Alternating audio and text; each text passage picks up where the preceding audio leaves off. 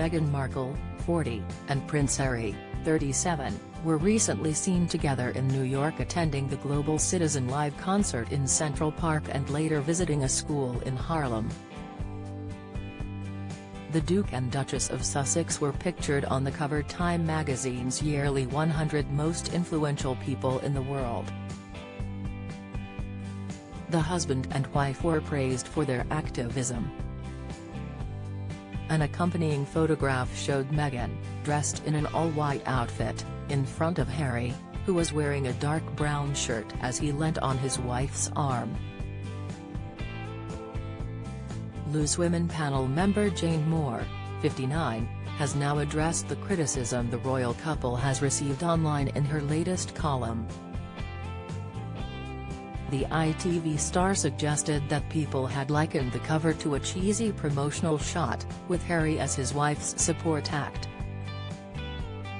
Jane has since called the assumption into question and claimed that Harry is still trying to find purpose, since stepping down from his senior royal duties.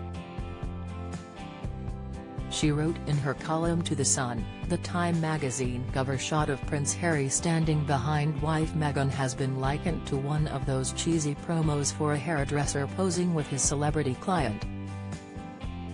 The insinuation being that she's the star and he's the support act who just happens to have a useful royal connection. Jane went on to say that she feels the cover feels like something different. What I see is a man desperately trying to find purpose after life in the army and feeling unsure about where he fits in, she explained. During his time in the British Army, Prince Harry served 2 tours in Afghanistan. He served in the army for a total of 10 years, and rose to the rank of captain.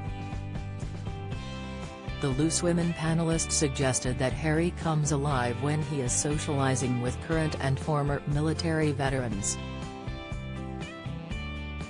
They've had enough oxygen.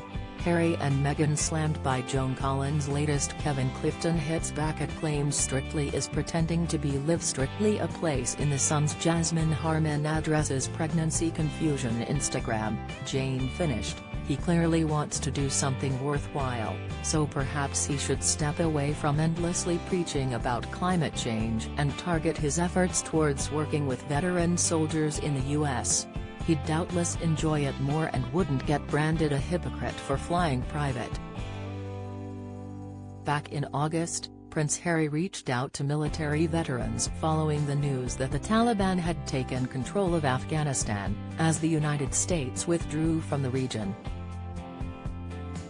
The Duke of Sussex issued a joint statement alongside Dominic Reid, the CEO of the Invictus Games, and Lord Allen of Kensington CBE, the chair of the Invictus Games Foundation, encouraging military veterans to reach out to each other and offer support for one another. What's happening in Afghanistan resonates across the international Invictus community, the statement read, which was shared on Twitter. Many of the participating nations and competitors in the Invictus Games family are bound by a shared experience of serving in Afghanistan over the past 2 decades, and for several years, we have competed alongside Invictus Games Team Afghanistan. We encourage everybody across the Invictus network, and the wider military community, to reach out to each other and offer support for one another. Harry founded the Invictus Games in 2014, an international sporting event for wounded, injured, and sick servicemen and women.